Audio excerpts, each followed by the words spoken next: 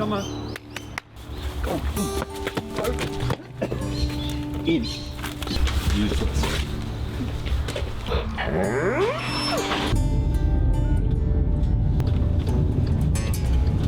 Clean. Usually down here with a coffee about sunrise, especially if I know there's going to be a bit of swell. Looks like we got some this morning, so should find a wave. There's a few good ones on the point here the other past week. Yeah, when we get swell, today's got a bit of east in it, which is nice.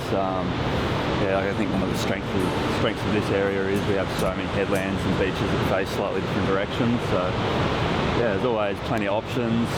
Usually a morning like this, the open back beach is usually pretty good. So a little bit raw and maxed out here still from the southerly, but there'll be some other spots that should be a bit more settled in. It'd be silly to chase it too far today, but it looks fun. A bit inconsistent, but there's a wave. Yeah, it's my little 510 quad fish. Hasn't got the dimensions written on it. It's a secret, this one. But we've still got plenty of planing area there, plenty of width. Pretty fun in any waves, really, this board. I'll take my longboard down as well. This is my HIHP, which is sort of my favourite all-round, a good wave board, longboard. Board I won both my world titles on, the same model. And yeah, it's a bit more forward wide point, pulled in, likes a barrel. It's good to chase on peaky beach breaks like this. It's always, sometimes you're seeing more than you're getting, but usually if I paddle, take this out, you can hunt them down pretty good, so give it a go.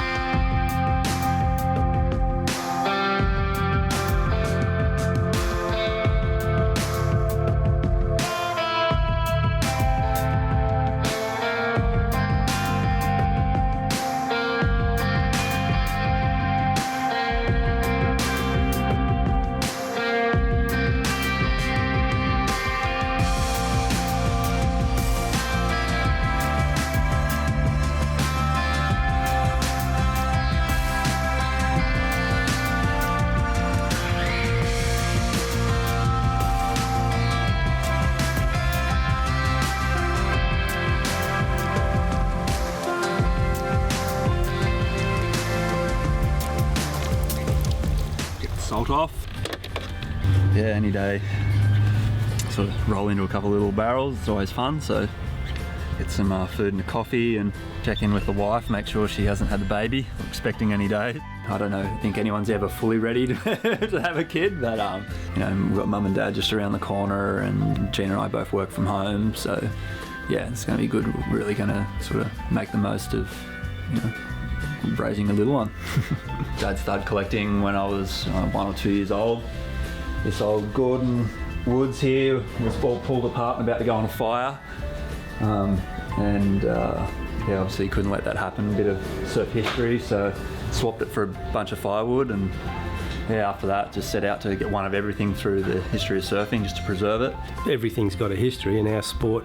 At that stage, no one was really paying a great deal of attention to the history of our sport, so I thought, that's something to do, I'll do it. I've never counted them in the house, but apparently Linda has, and she reckons there's over 100 in the house. and it's kind of the tip of the iceberg. There's stuff stuffed in little nooks and crannies all over the place as well. I used the theory that women use on their wardrobe, mate. If you've got a lot of it, you can sneak another one in and they don't notice until it's too late. I think the oldest board in the collection, probably maybe 1930s, something like that, 30s or 40s, really old. It's pretty heavy. I can barely pick it up. And apparently she used to carry it quite a distance to the beach, so she must have been a pretty incredible woman, surfing back in those days and lugging this thing to the beach. When he was little, he'd be, fantasising about which one he was going to ride first and all that, and he'd get them out and, have a crack at them, and he sort of learnt that you have to modify your style to suit your equipment. I think that went a long way to making him the kind of surfer that he is, really versatile. You don't have to be the hard-nosed pro to make money out of it. You can be just a good guy who surfs well and put something back into the industry, and I think that's what Harley's doing. Yeah, this was my first ever surfboard. Dad shaped it out of 2 snap shorties. It's a little 5'6" soft rail single fin. And then my second board, it's that green Mal up there. It's another soft rail single fin, but it's a 7-footer. Good to learn on a single fin. It sort of made me learn how to use my rail rather than just sort of stand back and plane and surf off the fins. I think it sort of instilled some good habits from the beginning. I used to ride this one a lot when I was a grom. Kind of outgrew it though. It's made by Richie West, a legendary shaper from this area. What else I used to ride a lot? Bertleman Twin, the Carabine Bonza.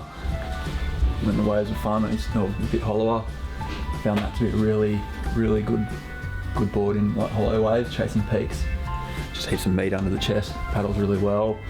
I think having this collection of boards at my disposal, I don't know, I guess I had a more of an open mind than most kids my age. Sort of just make the most of the conditions, and there's sort of fun to be had on all kinds of different craft. And in fact, I ended up winning a couple of world longboard titles. I think it was just, I guess when I started chasing the longboard thing more professionally, it was just, I was really enjoying the crew, and it was just fun travel and not too full on and not much ego. It was just a good bunch of dudes traveling the world having fun, and I just really resonated with that, and the sort of the results and all that sort of stuff was secondary at the start.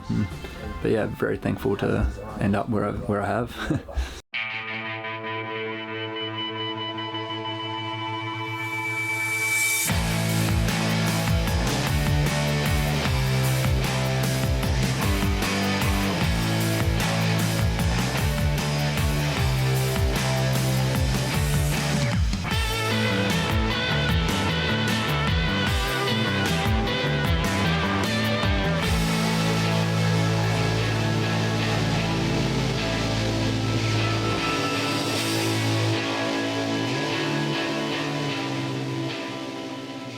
Yeah, I've got an Arvo surf in.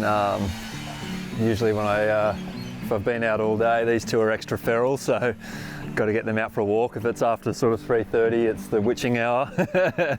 See if they carry on a bit.